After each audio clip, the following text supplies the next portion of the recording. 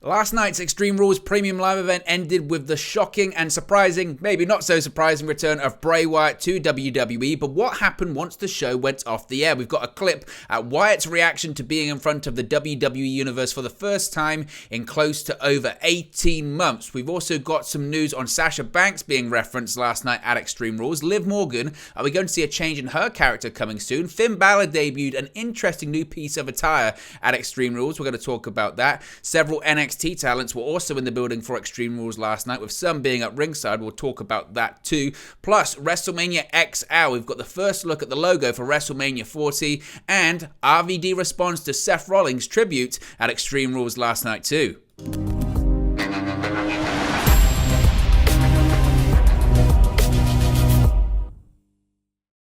Hey guys, welcome back to Wrestle News 365. Hope everyone is doing very well. As always, there are plenty of news stories to get into in the world of WWE, so let's talk more about Bray Wyatt. Yes, it's the biggest news story this weekend. It's been the biggest news story in WWE anyway, with the White Rabbit teases, the White Rabbit mysteries, the TikTok videos, the clues, the URL codes, the HTML codes, the Three Little Pigs, the Big Bad Wolves, Huskus the Pig, Mercy the Buzzard, Sister Abigail, Abby the Witch, you name it. We've delved into all of the clues here. I gave my initial reaction to Wyatt's return last night in a video uploaded earlier today. Be sure to check that out. But there are still so many questions, and there are still so many people talking about the return of Bray Wyatt. What's his character going to be? Is the Fiend back? Is he going to be doing something different? Is he going back to the old version of Bray Wyatt? There were certainly hints to everything last night in Philadelphia, but we have a little bit of what happened after the show went off the air. So here's what happened immediately after Bray Wyatt's return when the Extreme Rules Premium Live event went off the air. Now, obviously, in the closing moments of the show, all lights in the arena went out before Wyatt's voice sang he's got the whole world in his hands. And then, after different Firefly Funhouse characters were shown in the crowd and came to life, a figure holding a lantern appeared in a doorway on the stage. The figure removed a new mask to reveal that it was indeed Bray Wyatt behind the recent teases. Bray Wyatt is indeed the White Rabbit. The live feed then cut to a new logo before the show went off the air. Now, this new logo is the logo that we've seen on Wyndham Rotunda's Twitter. It's the sort of inverted caterpillar into a cocoon, into a butterfly moth kind of demonic kind of thing. But a lot of people were wondering, well, what happened once the show went off the air? Because it was kind of go to the new logo, fade to black, done. Did Wyatt celebrate with the fans? Did he disappear quickly? What happened? Now, after the camera stopped rolling, Wyatt put his lantern and mask down and hyped up the crowd for a brief second, just a brief second, because he was still in character somewhat, but he was still filled with emotion. He was still filled with that buzz about returning and being in front of a crowd. You have to remember, Bray Wyatt hasn't been in front of a full capacity WWE crowd since before the pandemic. Legitimately, think about it. Bray Wyatt wrestled that match against Randy Orton in Raymond James Stadium back in 2021, but that was a reduced capacity crowd because of the restrictions of the pandemic. This is the first time Bray Wyatt's been in an arena filled with people for a really, really long time. So you can forgive him if he was just a little bit hyped, a little bit buzzed about what was going on right there. So the crowd then chants "Welcome back" before Wyatt stepped back through the doorway and disappeared. As I mentioned, this marked Wyatt's first WWE appearance since his final Firefly Funhouse segment following WrestleMania 37 in April of 2021. Of course, the former Universal Champion was released from his WWE contract back in July. But don't just take my word for it. We've got the clip here from a YouTube channel here. I want to give a shout out to the YouTube channel. It's Chief Paolo. There'll be a link in the video description. I've also got a little credit part there so you know where to go if you want to see his full video. Obviously, he was at the Wells Fargo Center for Extreme Rules last night. To shout out him, I'm not going to rip off his stuff without giving him a shout out there. So here's a look at what Bray Wyatt did after Extreme Rules went off the air.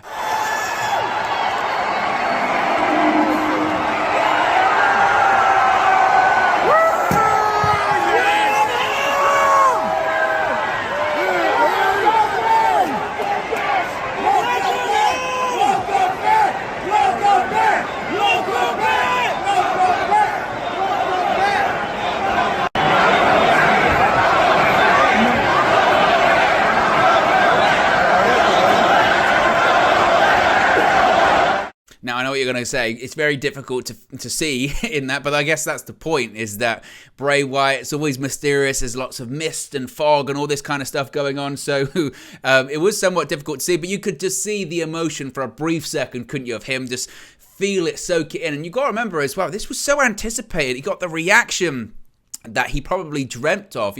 He's probably, like WWE, seen the buzz on social media and seen the merchandise sales, but still you wonder, what's the reaction going to be like? How is it going to go over? Is everything going to go okay? And you just felt him go, yes, I'm back. So that was really exciting to see, but also he's still Bray Wyatt, so he still remains in character till the final bit there. But we've also got some other reactions to Bray Wyatt's return. A lot of people are wondering, what does Alexa Bliss think about all of this? Well, Alexa Bliss, his former partner, on screen anyway, has reacted while Bray Wyatt appeared with a debuting cast of characters in human embodiments at least. One person that immediately springs to mind for fans is Alexa Bliss. Of course, Bliss's betrayal of Wyatt has been referenced in these recent teasers. Now, since the epic reveal, Bliss has taken to Twitter to respond to the massive return of Bray Wyatt, writing simply, quote, "Hello, old friend." Now, Bliss perhaps seems like an obvious suspect for the person underneath the Abby the Witch costume. There could be a bevy of other possibilities as well, given that Bliss was teased as a possible future foe for the debuting faction, if indeed it is going to be a faction. Of course, Bliss is currently not involved actually with a direct feud. She's recently been going back and forth with Damage Control along with Asuka and Bianca Belair on Monday Night Raw. There have been some people suggesting, certainly, there have been some people that have been suggesting that she could have been under that Abby the Witch costume, because curiously, and this what was quite interesting about this reveal, is that when Abby the Witch was revealed there in the crowd, she did have 2 championship bouts next to her, and it would appear that one was the Raw Women's Championship, the other was the SmackDown Women's Championship. Now, if that is the case, what story are they trying to say there? Well, Alexa Bliss is a history maker in that she was the first woman on the WWE roster to win both the Raw and SmackDown Women's Championships individually. So is that a reference to her? Of course, Alexa Bliss, in the sort of hazy mirage, going back to the Wyatt Swamp fight, whatever it was called, back in Extreme Rules, at the very event, Extreme Rules in 2020, in Braun Strowman's visions of Sister Abigail, she was kind of dressed up, Alexa Bliss, as Sister Abigail in that, and that's how it kind of led to Bliss getting involved in the then Braun Strowman Bray Wyatt storyline, which led her getting involved with The Fiend. That's how she was kind of introduced to all of that. So there have been lots of discussions about, after people sort of settled down, about how great the return was. Everyone went, actually, what does it all mean? What's the new character? The Firefly Funhouse characters seemingly have come to life, and if they've come to life, who was underneath them? Are they going to be a regular part of programming going forward? Has everything come to life? What's happened? There are so many questions coming out of last night. The biggest question has been answered. Who indeed was the White Rabbit? It's Bray Wyatt, but we're left with more questions. What's he doing back? Is he a babyface? Is he a heel? Are these characters now going to be regular characters, or was it just part of his big return? There are so many questions, and who's going to be involved? If they are actual people, who was underneath them as well? So certainly, that is really, really exciting as well. Now, NXT stars have been speculated to be part of the debut. They've taken to Twitter to continue the mystery. Joe Gacy, of course, has been linked with Bray Wyatt. He's been linked and been part of these White Rabbit teasers as well. Joe Gacy has been trending all day, and he's continued his various teases, including what appeared to be a snap of the Philadelphia skyline prior to the show. He also, as I mentioned, he's teased that it could be involved in that. Shortly after the reveal, he tweeted both an upside happy face and a right side happy up face as well. After Mercy, the Buzzard character, raised eyebrows for the Incarnation's wildly patterned button-down shirt and pose, fans speculated it actually looked like NXT star Grayson Waller. Waller has hopped onto Twitter to simply share a bold eagle emoji, which was just about as close as a buzz as you can get in the standard emoji keyboard. So there have been some people saying, well, actually, was Joe Gacy Huskus the Pig? Was Grayson Waller Mercy the Buzzard? Again, I don't know. We don't know. We don't know if it was just part of the reveal. I tend to lean into it was just part of the Bray Wyatt reveal and return, that this was the past and he was kind of letting go of the past and he was bringing on something new. But at the same time, as I spoke about this morning, I I can't see WWE just abandoning the Firefly Funhouse and abandoning the Fiend character. Was it problematic? Sure, but it also made WWE a lot of money, like a lot of money. It made WWE a ton of money when it came to merchandise, whether it's masks, gloves, puppets, you name it, and people loved it. So I just can't see WWE completely abandoning that. I can't, but I also see Bray Wyatt wanting to do something different too. And there are the big questions. And already you're looking forward to Monday Night Raw, the season premiere of Raw from the Barclays Center in Brooklyn, New York. Massive venue, massive show. And Bray Wyatt seemingly is going to be on it. And maybe we'll get more answers to some of these questions. It's incredibly exciting. Sasha Banks was referenced last night at Extreme Rules. And that also has got people talking. Speaking of people returning, on last night's WWE Premium Live event Extreme Rules, an interesting reference on commentary was made after a very long time. During Bayley's entrance for her match against Raw Women's Champion Bianca Belair, Michael Cole used a name we haven't heard in months. After the infamous unprofessional comments after Sasha Banks and Naomi walked out of the company, they haven't been seen on WWE television or even discussed until last night at Extreme Rules, when Michael Cole referenced Sasha Banks by name during Bayley's entrance. In reference to Bayley's Iron Man match in NXT against Sasha Banks, she was referenced by name for the first time, I believe, since the May 2022 walkout. Now, it must be said, when it comes to Sasha Banks, there have been rumors, there have been murmurings that maybe she could come back. They really picked up pace once we started to see those returns. They've quieted down a lot as she remains to be seen doing anything but WWE. She's done a few interviews and she has spoken about she wants to focus on things outside of wrestling. She wants to do music, so she's really focused on music. She wants to do acting. Of course, the assumption is she's going to be in The Mandalorian once again. So we don't really know. I don't know. I really don't know with Sasha Banks. I don't know if it's a case of them agreeing something, but she agrees to come back in January. That might be a possibility. What WWE do have to be really careful of, and I said this before, they have to look at AEW, I think, as an example of this, of not to have too many returns, not too many surprises too quickly, because they tend to get lost in the shuffle. And if Sasha Banks was, say, to come back on Raw on Monday, would people be talking about that? Yes, but she's a big enough star that the focus should absolutely just be on her, in the same way that the focus coming out of Extreme Rules last night was on Bray Wyatt. And Sasha Banks' return should be at Survivor Series or should be at the Royal Rumble. You know, it has to be something like that. She's too big of a star to get lost in that shuffle. Not that if she came back she'd be lost in the shuffle in terms of booking, but in terms of there's a lot going on in WWE right now. Maybe right now isn't the right time. Maybe the right time is in a couple of months' time. Once these returns and surprises have slowed down, you always need a couple in your back pocket. And with Sasha Banks having other projects and other things going on right now, again, maybe it's not the right time. Timing is everything.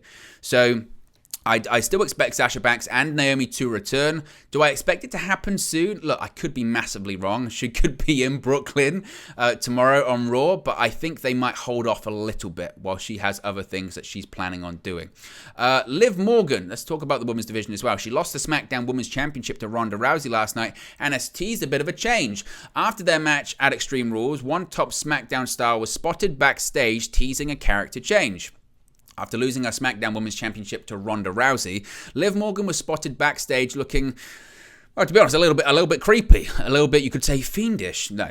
After smiling in the finish to her Extreme Rules match, coupled with her green and purple attire, could Liv Morgan be teasing an upcoming villainous era of her character? Now, it must be said, I thought the green and purple attire just was Extreme Rules, because that's the color scheme for Extreme Rules. But certainly this backstage promo that she did, well, this backstage segment, she didn't really talk during it, and the way that the finish ended, where she smiled as she passed out, we could maybe be looking at something a little bit different when it comes to Liv Morgan. Obviously, Sister Abigail returned, and Liv Morgan's been associated with that for such a long period of time. I don't even want to get back into, is she Sister Abigail, blah, blah, blah, because that was just painful, all of that kind of fan fiction on social media. It isn't conclusive whether Liv Morgan is just simply upset about her big loss or whether her somewhat new and creepy behavior is connected to something bigger. We'll have to wait and see. I just see it as just possibly a heel turn. I mean, Liv Morgan's been doing this sort of weird tweener role where it felt like WWE wasn't sure what they wanted to do with her. Were they going to have her as a babyface? Were they going to turn Ronda? Did Ronda want to turn? We know she doesn't want to turn. And I think with some of the reactions she's been getting and some of the ways she's been winning matches, whilst being the SmackDown Women's Champion, it had kind of been implying that there was maybe a bigger plan at play for her character in the future. And I think that is as a heel. So I think this is the beginning of a full-fledged breakdown and sort of heel turn and something different. So I think that's the direction that they're going in. And I don't think it has anything to do with Bray Wyatt, it must be said. Finn Balor last night debuted this new interesting piece of attire. While Finn Balor and Edge made their way to the ring for an I Quit match at the premium live event, Extreme Rules, fans on Twitter were sounding off about one very interesting new piece of attire for Finn Balor. And interesting, I think, puts it a little bit lightly. It must be said too, because he debuted this new mask. As the entrances occurred, Edge came out first, and then Finn Balor appeared in an interesting new mask. While the world has gotten used to wearing masks, I guess, over several years, this one was kind of reminiscent of Hellraiser, or maybe a sort of a Kanye West mask, when he wore that mask. I think it was in 2013 or something like that. I'm not sure, but it certainly was a different look for Finn Balor, and Twitter was divided on it. I don't know. It's very sort of Daft Punk, isn't it? We know Finn Balor's getting a big push. He beat Edge as well, but I just wanted to bring it up just to say what are your thoughts on it, because it was quite divisive on social media. So let me know your thoughts on the Finn Balor's new mask that he debuted last night. Will he be wearing it going forward? I don't know. Several NXT stars were at Extreme Rules last night, and Triple H has carried on the thing he did at a lot of NXT events, which I love, is when he shows WWE superstars or NXT stars or whoever at ringside, because it makes it feel like it's bigger, and it makes the stars, even if they're not booked on the show, feel like a big deal, and it makes it feel like, oh, Extreme Rules is the place to be. Celebrities are here, and NXT and WWE stars are here, and they're not booked on the show, but they are here, and they do it in the UFC all the time, as if to say, look, big stars are here, it's excellent, and they absolutely did that last night. It was a thing I really enjoyed about NXT TakeOver, so I'm glad that Triple H is doing it as well. So ahead of the ladder match between Bayley and Bianca Belair, there was Nikita Lyons was in the front row during Bayley's entrance. Of course, they also showed, easy for me to say, Bron Breakker, the NXT champion, who has been rumored to be being called up to WWE's main roster very soon, ringside as well. I would expect Breakker on the WWE main roster maybe by January. If not in January, they'll save it until after WrestleMania, but he won't be in NXT for much longer. He's too big of a star, he's got too much of an upside, and I think eventually he'll drop the championship and get called up to the main roster. But I really enjoyed Triple H bringing that part of how he used to present TakeOver back to the main roster. Speaking of WrestleMania, we've got the first look at WrestleMania 40's logo. There you go. I didn't think I'd have to make the WrestleMania 40 graphics anytime soon, but there you go. For fans in Philadelphia, a first look at the WrestleMania 40 logo as the event heads to Philadelphia for WrestleMania XL. So for the fans in attendance for Extreme Rules last night, they saw a sneak preview of the WrestleMania 40 logo. While WrestleMania XL is set to land in Philadelphia at the Lincoln Financial Field on April 6, 2024, WrestleMania 40 was announced as being hosted in Philadelphia, Pennsylvania, included the standard company events, including 2 nights of WrestleMania, a Hall of Fame ceremony, etc.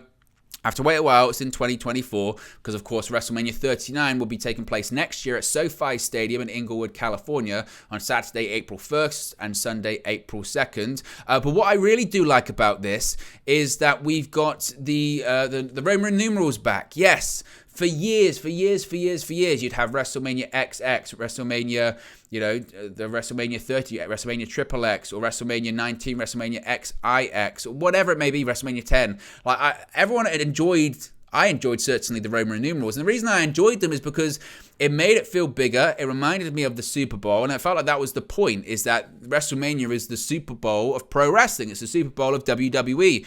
And Vince McMahon, by all accounts, decided to move away from numbering WrestleManias around the time of, I think it was around the time of WrestleMania, I want to say 31. He did it for WrestleMania 30, or he might have done it a little bit before that, but he definitely had the WrestleMania XXX for WrestleMania 30. But he wanted to move away from the Roman numerals and numbering WrestleMania because he felt like it made the event feel old, or it made WWE feel old, or maybe just himself. He felt old because he was there at the first one, but it is old. It's an old event. It's been around since 1985. You can't get away from time. You can't get away from history.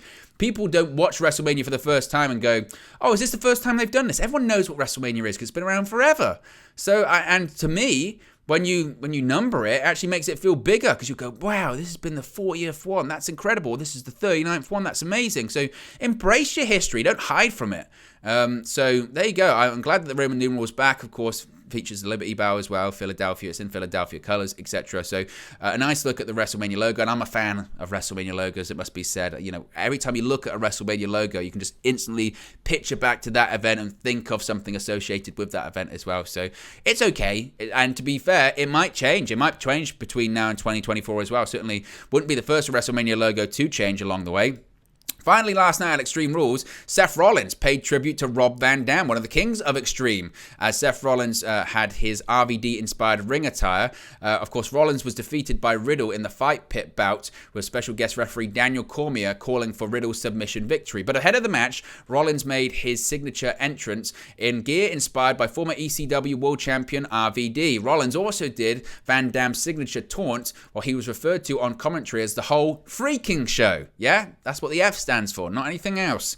Now, Rollins' antics caught the attention of Van Dam, who shared a tweet of Rollins' entrance gear, captioning his post with the eyes emoji. There has been some speculation on Van Dam making a WWE return to face Rollins, poking fun at a Twitter user who stated that the WWE Hall of Famer likely has another match in him. Van Dam tweeted, quote, "LOL, I better cancel my future bookings." Responding to a fan asking if he'll wrestle again, Van Dam replied, "This month, yes. The 30th in Toronto. Why? Because Van Dam's actually been quite active this year on the independent scene. Most recently, he wrestled at 1PW's return show, A New Twist of Fate. He also wrestled for Pro Wrestling Noah in Japan earlier this year, and he was excellent. He was really, really good for Noah. I don't think he'll ever wrestle for WWE again because by all accounts, he can't get cleared by WWE because he suffered a concussion back in, I want to say sometime in 2014, 2015. And by all accounts, he lost a ton of vision in one of his eyes because of it. So I don't know if he'll ever get cleared by WWE. Of course, he wrestled for Impact. He wrestled for Noah. I don't think it was Rollins trying to have set up a match for Van Dam. I just think it was a case of, it's Extreme Rules, it's in Philadelphia, it's an ECW thing. I'm going to wear an ECW-inspired ring attire. It's going to be a tribute to RVD. I think that's it. I don't think it was anything else. But people can speculate. A Van Dam versus Rollins match, even today, would still be fun. Imagine them both in their primes. Certainly, that would be fantastic there. But there you go, guys. That's the latest WWE news for you. Be sure to smash a like on the like button. Be sure to subscribe bottom right-hand corner. Let me know your thoughts on the WWE news stories in the comment section below. And I'll speak for you again very, very soon. Hey guys, thank you for watching, listening, streaming, or however you come across this video today. Be sure to click on the video on the right there to watch our next video, or click the bottom there to subscribe, or the bottom right hand corner. Thank you very much, and I'll speak to you again very soon.